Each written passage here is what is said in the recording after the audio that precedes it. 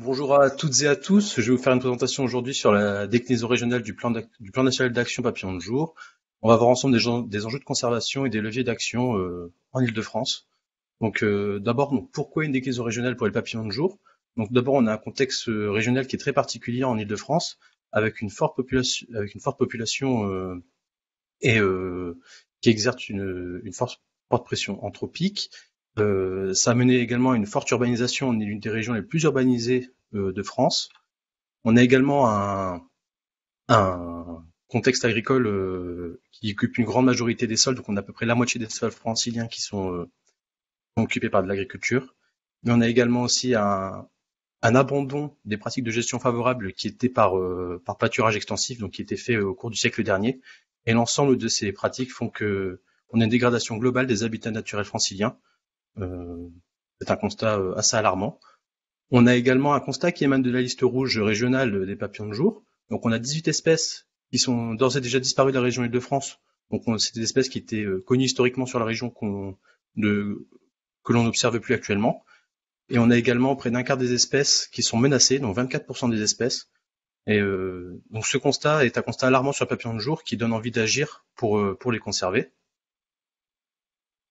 On a également un constat qui émane du plan d'action national. Donc encore une fois, on n'a plus que 2 espèces de priorité nationale alors qu'auparavant on en avait 11. Donc on a 9 espèces qui sont éteintes en région.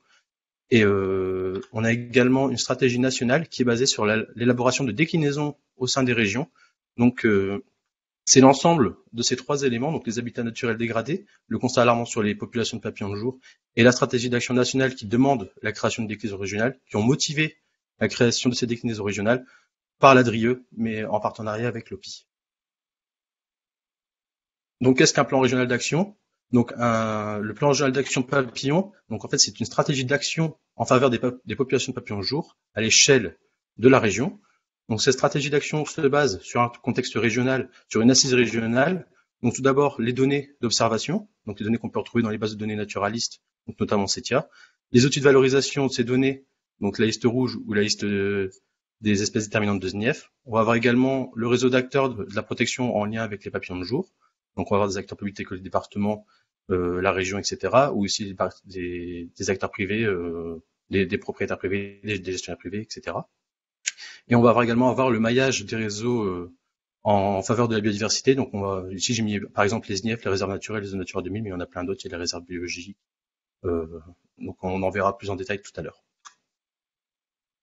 Donc alors, une stratégie d'action pour les papillons. Donc, ici, dans cette stratégie d'action, on va cibler les espèces de papillons ayant un statut dans la liste rouge de quasi menacés à en danger critique d'extinction.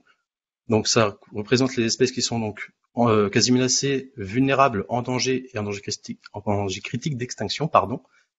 Et ce qui représente 43 espèces. Donc si je vous ai mis par exemple trois espèces, donc l'azuré de la coronie qui est vulnérable, l'azygène de la petite coronie qui est vulnérable, et le miroir qui est quasi menacé. Donc cette stratégie d'action va être répartie sur 4 axes. Donc le premier axe qui va être sur l'amélioration de la connaissance, donc amélioration de la connaissance globale sur les papillons de jour. Un axe sur l'amélioration de la conservation des populations et des habitats.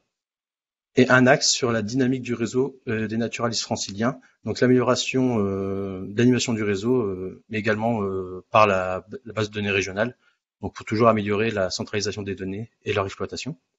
Mais aussi une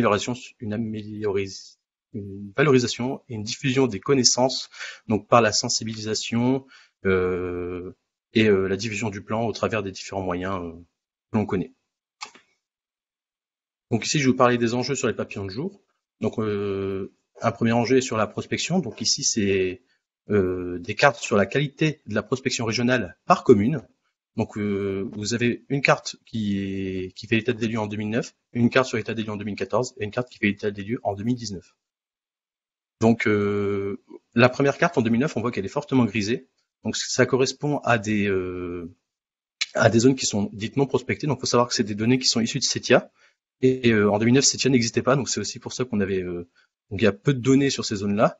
Donc là, on a une carte qui est globalement très peu prospectée, avec de nombreuses communes non prospectées. En 2014, on voit que la carte se rougit, donc on a une qualité de la prospection qui devient plutôt faible, avec encore de larges zones grises, donc qui sont non prospectées. Et en 2019, on a de plus en plus de zones vertes qui correspondent à des zones avec une bonne qualité de prospection. On a toujours néanmoins des zones grises et des zones rouges qui correspondent à des zones de qualité de prospection faible ou des zones non prospectées.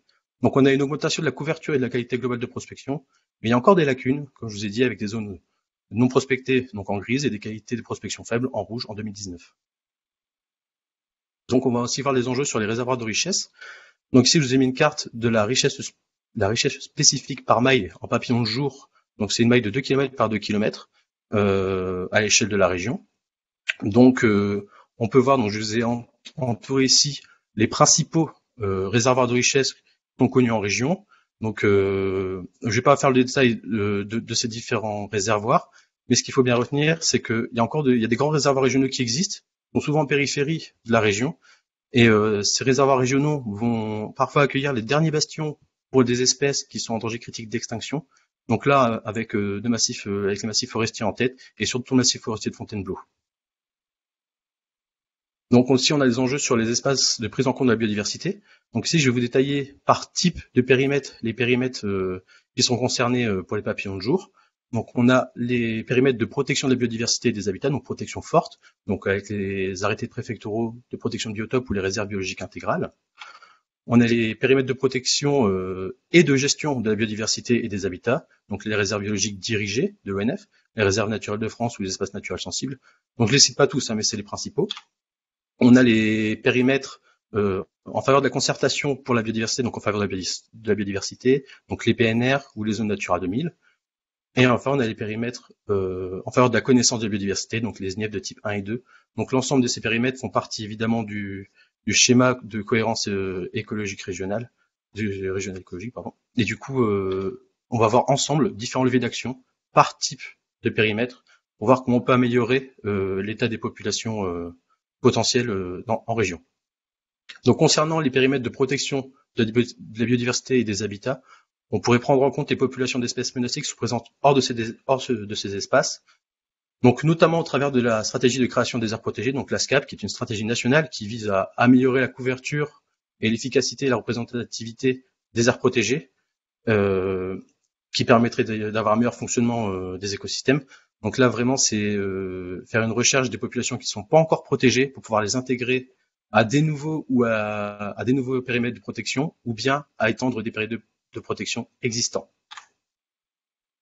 Donc ensuite, concernant les zones de protection et de gestion en faveur de la biodiversité, donc il faut suivre ces zones afin d'améliorer la gestion en faveur des papillons de jour. Donc c'est déjà fait dans la plupart des zones, mais encore une fois, c'est quelque chose qu'il faut continuer à faire et à améliorer. Donc quand je dis suivre ces zones, c'est suivre les habitats, suivre l'évolution des habitats, mais aussi suivre l'évolution des cortèges de papillons pour avoir la gestion la plus adaptée possible à ces cortèges.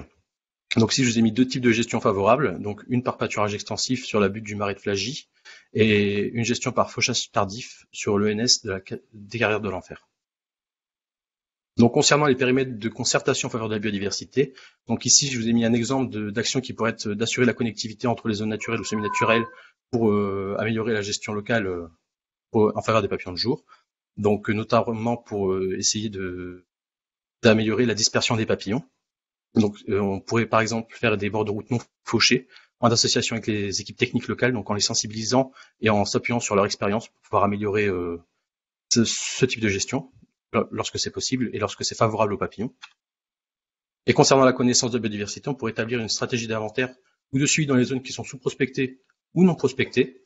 Donc, on pourrait également s'appuyer sur le réseau des SNIEF pour augmenter la connaissance sur les lépidoptères et voir peut-être pour aussi agrandir le réseau des SNIEF.